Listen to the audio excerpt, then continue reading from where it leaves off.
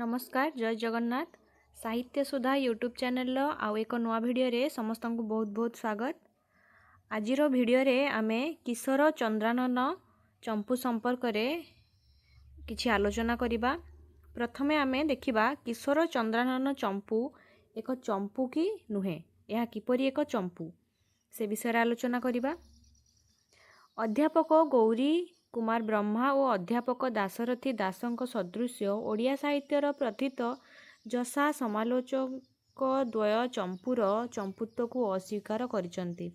कवि सूर्य काव्य विभाग ग्रंथ रे अध्यापक दास लिखिसंती ओडिया भाषा रे चंपू नथिले जेपरि ओडिया साहित्यर सबु सम्मान चली जाउची, प्रकृत रे ओडिया भाषा रे चंपू नाही। अध्यापक गौरी कुमार ब्रह्मांक मतरे सुतरां कवि सूर्यंकर चंपू और सही अनुकरण रे रचित अन्य केतेक ओडिया चंपू एक प्रकार चौतीसा कहिले अत्युक्ति हेब नाही। पंडित कुलमणि दास, पंडित बनाम्बर आचार्य, आर्तवल्लभ महांती, पंडित विनायक मिश्र, पठाणी पट्टनायक, रत्नाकर चैनी एवं वैष्णव चरण सामलଙ୍କ सदृश्य समालोचक तथा ओडिया साहित्यर इतिहास लेखकगण एहाकु चंपू काव्य रूपे ग्रहण करिसंती। एही किशोर चंद्रानन चंपू को किशोर चंद्रानन चंपू सहित संयुक्त संस्कृत गद्य पद्याश्रयी रचना समूह विशेष लोकप्रियता लाभ करनाही। कवि प्रथमे संस्कृत चंपू रचना करिबा परे भाव सामंजस्य रक्षापूर्वक 34 गोटी ओडिया व्यंजन वर्णमाला को क्रमिक गीत रचना करिथाई पारंती, किंबा प्रथमे 34 टी गीत रचना करिया परे सेही क्रमरे भावानुसारी गद्य पदाश्रयी संस्कृत चंपूटी रचना करिथाई पारंती। ओडिया पाठक मंडली कवि सूर्यंक संस्कृत चंपू प्रति आग्रही न होई एही 34 गोटी व्यंजन वर्णमालाश्रित ओडिया चौपदी को चंपू रूपरे ग्रहण करनेचंती। जहाँ आमे चौपदी को ओडिया रे से चौपदी को ही चंपू रूपरे एठी कवि सूर्य ग्रहण करनेचंती। किशोर चंद्रानन चंपू एक सार्थक चंपू ए विषय आमे आलोचना करिबा। प्रथम पॉइंट क ठारू क्ष क्रम रे अथवा चौतीसा रीति रे लिखित होइथिले हे एहा खंडकाव्य पर्यायभुक्त एवं एथिरे अधिक रूपे दृश्य धर्मिता प्रतिफलित हेउथिबारु एहा एक सार्थक चंपू। 34 अक्षर मात्रिक रीति रे गोटिए गोटिए अक्षर को नहीं एक वा एकाधिक पद रचना शैली चौतीसा नाम रे परिचित। एथिरे साधारणतः गोटिए राग बा वृत्त व्यवहृत हुए। चारिपद बा ततोधिक पदयुक्त कविता चौपदी रूपे नामित होइथाए। किशोर चंद्रानन चंपू चौतीसा चौपदी रीति रे रचित होइथिले मध्य एहार प्रत्येक गीत अन्य गीत ठारू राग ताल रे भिन्न, तेणु एहा चंपू पद यथार्थ। किशोर चंद्रानन चंपूर रचना शैली को ओडिसी चंपू शैली रूपे ग्रहण करने हब, कारण एथिरे केवल गद्य पद्य धर्मी वचनिका नहीं बरं दिव्य अदिव्य भाषार अपूर्व समन्वय संगठित होइछि। गद्य पद्य मिश्रित वाक्य को चंपू कहा जाय, अर्थात एथिरे गद्य अंश भी थिबो एवं पद्यर गान धर्मिता मध्य थाए चंपूरे। एही परिभाषा रे गद्यांश संस्कृत भाषा रे लिखित हेले चंपू पदवीर हेब नाही, एपरि निर्देश नाही। ओडिया रे गद्य संयुक्त करिले चंपू को केही कही लोकनाटक बा गीतिनाट्य कहि पारंती। तेणु चतुरतार सह संस्कृत भाषार प्रयोग साहाय्य रे कवि सूर्य एक मिश्र शैलीर प्रयोग करिसंती, अर्थात गद्य मध्य एवं पद्य भी। संस्कृत चंपू मानकरे नाटकीयता प्राय नाही। मोट उपरे संस्कृत चंपू गुड़िक श्राव्य, मात्र कवि सूर्य तांको चंपूरे दृश्य धर्मिता उपरे अधिक गुरुत्व देइचंती। संगीत शास्त्र दृष्टि विचार कले एहा एक सार्थक चंपू, कारण संगीत रत्नाकर ग्रंथानुजाई संगीत 5 प्रकारर, यथा मेदिनी, आनंदिनी, दीपनी, भावनी, तारावली। एमानंकु केही केही श्रुति, नीति, सेना, कविता चंपू बोली कहितांती। संगीत शास्त्र अनुसारे षड अंग मध्यरु जेकोनोसी 2टी अंग रहिले ताहा चंपू पदवाच्य, अर्थात गद्य पद्य रूपरे एही 2टी अंग जेकोनोसी 2टी अंग रहिले ताकु आमे चंपू कहिबा। ଏଥିରେ ଆମର ଗଦ୍ୟ ରହୁଛି ଏବଂ ପଦ୍ୟ ରହୁଛି। ଏହି ନ୍ୟାୟରେ କିଶୋର ଚନ୍ଦ୍ରାନନ ଚମ୍ପୁ ହିଁ ଚମ୍ପୁ ପଦବାଚ୍ୟ। ମୋଟ ଉପରେ କିଶୋର ଚନ୍ଦ୍ରାନନ ଚମ୍ପୁ ଚଉତିଶା ଚୌପଦୀ ରୀତିରେ ରଚିତ ହୋଇଥିଲେ ହେଁ ଏହା ମୂଳତଃ ଏକ ଚମ୍ପୁ। ଓଡ଼ିଆ ଓ ସଂସ୍କୃତ ଗଦ୍ୟ ପଦ୍ୟର ସମାହାର ସମୟର ଚାହିଦା ବା ଲେଖକଙ୍କ ପାଣ୍ଡିତ୍ୟରେ ପରିଚୟ ଦୃଷ୍ଟିରୁ ଯଥାର୍ଥ। ଚମ୍ପୁ ଓଡ଼ିଆ ସାହିତ୍ୟ ଭଣ୍ଡାରର ଏକ ଅପୂର୍ବ ରତ୍ନ। ଏକ ଅବିଚ୍ଛିନ୍ନ କାବ୍ୟ ପ୍ରେରଣାରେ ଏହା ରଚିତ। ବର୍ତ୍ତମାନ ଆମେ ଚମ୍ପୁ ଯେଉଁ କିଶୋର ଚନ୍ଦ୍ରାନନ ଚମ୍ପୁ କବି ସୂର୍ଯ୍ୟ ବଳଦେବ ରଥଙ୍କର ତାର କଥାବସ୍ତୁ କ'ଣ ରହିଛି ସେ ବିଷୟରେ ଆଲୋଚନା କରିବା। ମଧ୍ୟଯୁଗୀୟ ପରମ୍ପରା ଅନୁସାରେ ଚମ୍ପୁର ପ୍ରାରମ୍ଭରେ ସଂସ୍କୃତ ମଙ୍ଗଳାଚରଣ ଉପସ୍ଥାପନ କରିବା ପରେ ଆଙ୍ଗିକ ପରିପାଟି ସଜ୍ଜିତ ହୋଇଅଛି। ଶ୍ରୀରାଧାଙ୍କର ରୂପାନୁରାଗରେ ଏହି ଗୀତିଗୁଚ୍ଛର ଆରମ୍ଭ। ଯମୁନା କୂଳରେ କଦମ୍ବ ମୂଳରେ ନବ ଦୁର୍ବାଦଳ ଶ୍ୟାମ ତ୍ରିଭଙ୍ଗୀ ଠାଣିରେ ଉଭା ହୋଇ ବଂଶୀବାଦନ କରୁଛନ୍ତି। ଶ୍ରୀକୃଷ୍ଣଙ୍କର କଳା ଇନ୍ଦିବର ରୂପ ସଂଦର୍ଶନରେ ରାଧାଙ୍କ ସର୍ବାଙ୍ଗରେ ଖେଳିଯାଇଛି ସତ କଦମ୍ବର ରୋମାଞ୍ଚ। ତାହା ହିଁ ସେ ଲଳିତାଙ୍କ ନିକଟରେ ବ୍ୟକ୍ତ କରିଛନ୍ତି। ଚାତୁରୀ ଲାଳିତା ହେଉଛନ୍ତି ରାଧାଙ୍କର ସଖୀ। ସେ ଲଳିତା ପ୍ରତି ସଚେତନ ବାଣୀ ପ୍ରୟୋଗ କରି ଏହାର ପ୍ରଭାବ କିପରି ମାରାତ୍ମକ ଓ ଭୟଙ୍କର ତାହା ବର୍ଣ୍ଣନା କରିଛନ୍ତି।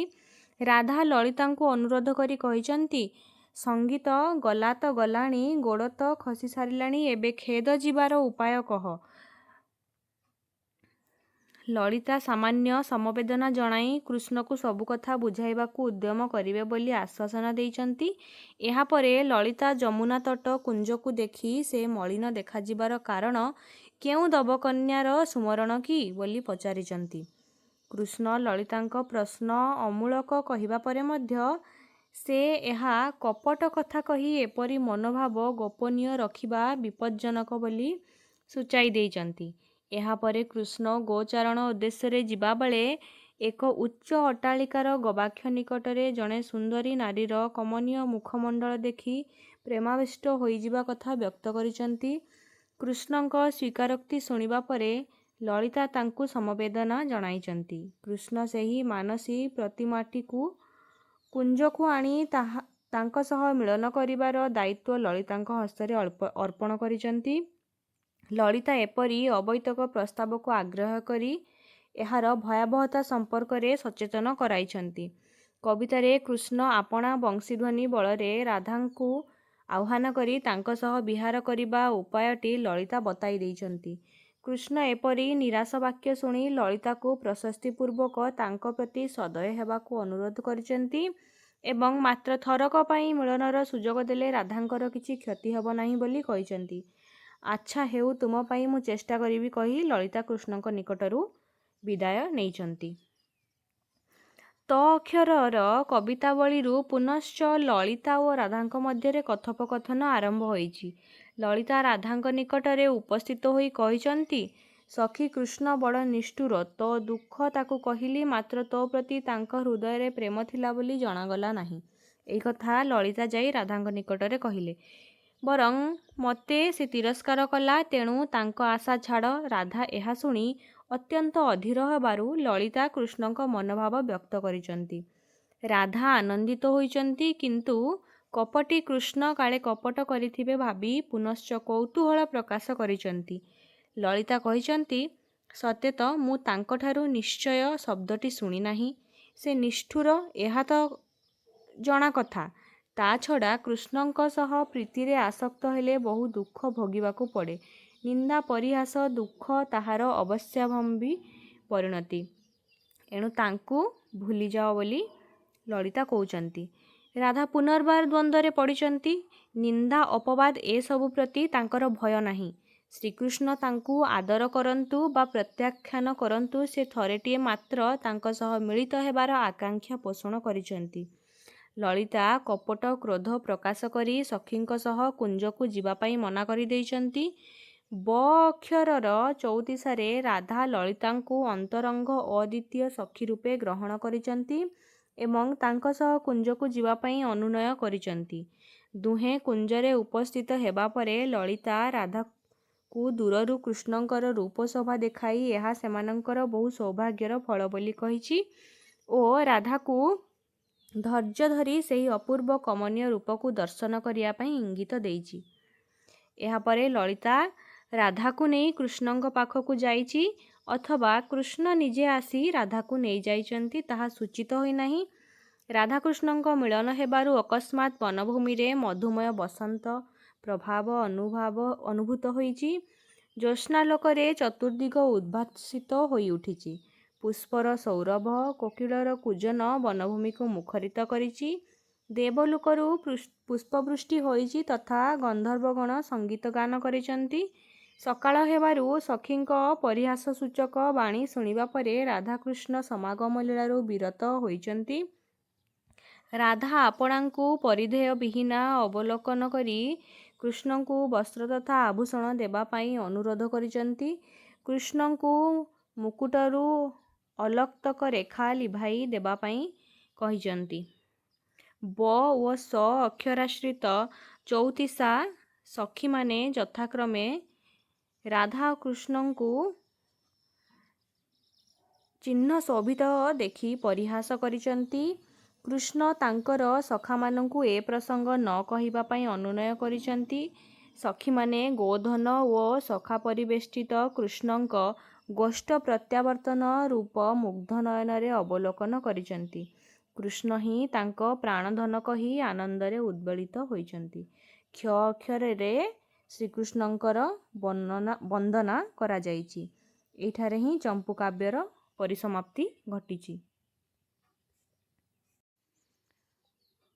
ଆଜିର ଭିଡ଼ିଓଟିକୁ ଏତିକିରେ ଶେଷ କରିବା। ଯଦି ଭିଡ଼ିଓଟି ଭଲ ଲାଗିଥିବ କମେଣ୍ଟ ମାଧ୍ୟମରେ ନିହାତି ଭାବରେ ଜଣାଇବେ ଏବଂ ଚ୍ୟାନେଲଟିକୁ ସବସ୍କ୍ରାଇବ୍ କରିଦେବେ, ଭିଡ଼ିଓଟି ଲାଇକ୍ କରିବେ। ଧନ୍ୟବାଦ। ଜୟ ଜଗନ୍ନାଥ।